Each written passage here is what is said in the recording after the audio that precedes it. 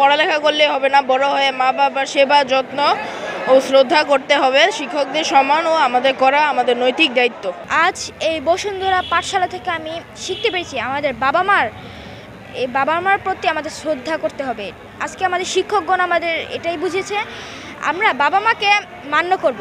বাবা মা আমাদের যেভাবে আদর করেছেন, লালন পালন করেছেন, বড় করেছেন, আমরাও তাদেরকে এইভাবেই মান্য করব। বাংলাদেশের প্রথম ইমিউনিটি বুস্টার সমৃদ্ধ ফ্যান্টাস্টিক হ্যাপি এনার্জি বিস্কিট।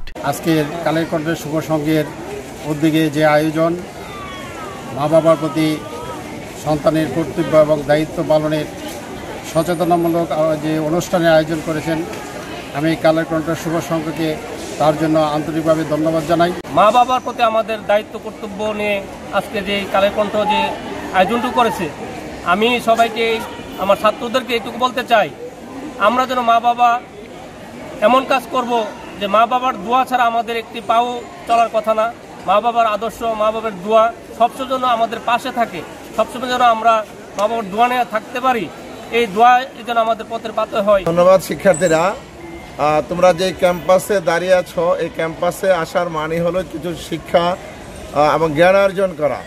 তো আমি তোমাদেরকে যে জিনিসটা বলতে চাইবো যে পুঁথিগত বিদ্যা অর্থাৎ পুস্তক থেকে কোনো কিছু শিখে পরীক্ষার মাধ্যমে তোমরা অনেকে জিপিএ পাও, জিপিএ 5 পেয়ে অনেক উৎসাহ প্রকাশ করো, কিন্তু আমি মনে করবো জীবনের সবচেয়ে বড় জিপিএ হলো মানুষ হওয়া, নিজেকে মানুষ রূপে গড়ে তোলা।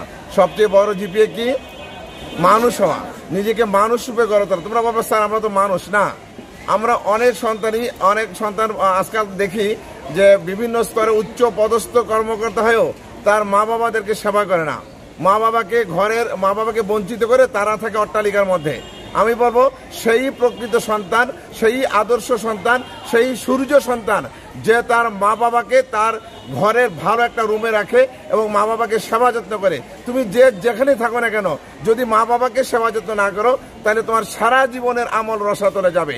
আজ থেকে আমাদের প্রতিজ্ঞা হোক, আমরা যেখানে থাকবো আমাদের মা বাবা হবে আমাদের আদর্শ এবং মা বাবা থাকবে আমাদের কোলে।